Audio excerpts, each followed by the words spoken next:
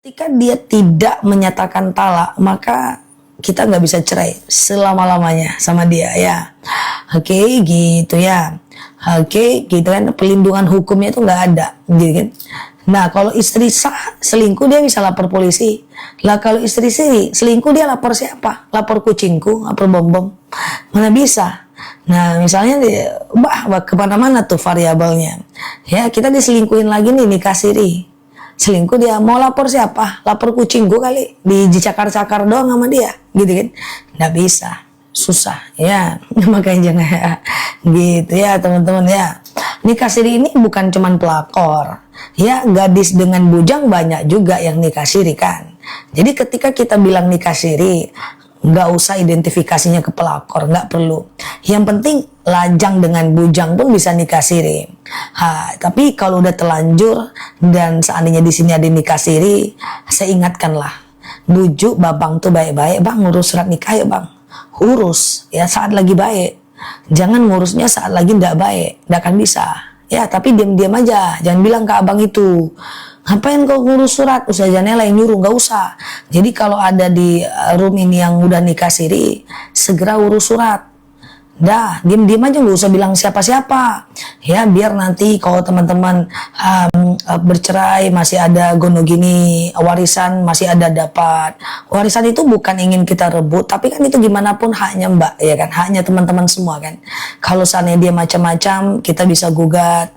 Dia misalnya selingkuh, kita bisa lapor. Dah, tapi jangan bilang-bilang ya, diam-diam aja. Nggak usah bilang-bilang, jangan bilang aku yang ngasih tahu ya. Ya kalau udah berpisah, kalau udah ribut susah ngurus suratnya, diam-diam aja, oke? Gitu. Ustazah, oke, kita lanjut ya teman-teman ya. Ustazah, sholat fajar itu sama dengan qobliyah subuh? Sama. Fajar itu sama dengan qobliyah subuh ya. Setelah azan subuh, sebelum sholat subuh ya. Setelah azan subuh, sebelum sholat subuh. Itulah qobliyah subuh ya, atau sholat fajar. Kalau kita keputihan, sah nggak sholat kita? Keputihan itu harus cebok sebelum sholat, sebelum wudu. Karena kalau keputihan itu tidak cebok sebelum berwudu, nggak boleh, karena dia najis. Jadi setiap yang keputihan mesti cebok sebelum berwudu ya. Dan celananya nggak usah dipakai lagi ya. Ustazah, apa panggil malam-malam? Ustazah, kalau orang zolim kepada kita, apa yang harus kita lakukan? Tergantung tingkat kezolimannya. Jika kezolimannya itu sampai merugikan kita, berikan efek jera dengan tegas. Tapi kalau cuma ngomong-ngomong di belakang, ngata-ngatain di belakang, itu biasanya tidak ada efek ke kita. Jadi abaikan saja ya. Teman-teman itu harus sering dizolimi supaya belajar dari kehidupan ya. Oke, Ustazah, oke, ROKOK tidak batal wudu ya. Ustazah, oke, bolehkah baca Yasin kalau lagi haid di Quran Yasin atau di handphone saja ya. Ustazah, oke, sebangku bertiga di bis bertayamum sholatnya berjamaah, boleh, nggak ada masalah. Ustazah, oke, apa yang dibaca agar dibaca untuk kelancaran sidang tesis? Rabbish rohli sadri, ya Allah lapangkan untukku dadaku, wa yassirli amri, mudahkan untukku urusanku, wahlul uqdatam min lisani yafqahu qawli, lepaskan kekakuan lidahku agar mereka ngerti apa perkataanku. Gitu ya, baca itu ya kalau mau sidang tesis, sidang skripsi ya, bahkan sidang perceraian. Nah, itu bisa ya. Oke,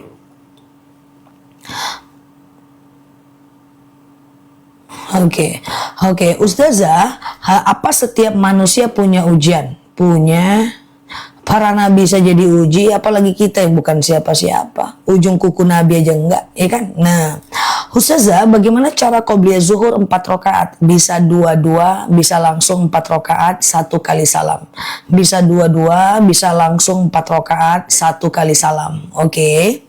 Ustazah, sedekah subuh setelah terkumpul suka disedekahkan di hari Jumat siang. Bisa. Dia ngumpulkan doang di waktu subuh, nyerahkannya boleh diberikan di waktu lain ya, di siang hari boleh, di hari Jumat. Oke, Ustazah, kalau nggak hafal sujud sahwi, apa sholatnya diulang? Yang pertama hafal sujud sahwi itulah, kan cuma dikit aja. Subhana man la yanamu wa la yashu.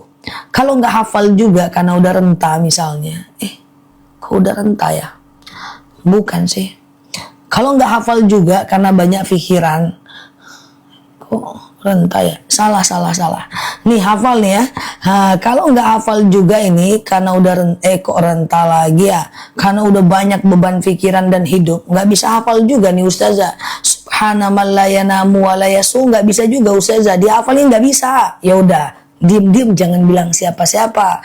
Dia ini bisa diganti dengan bacaan sujud aja kata Imam Syafi'i ya. Subhana rabbiyal a'la wa bihamdi. Boleh, tapi diam-diam aja jangan bilang-bilang banyak orang ya.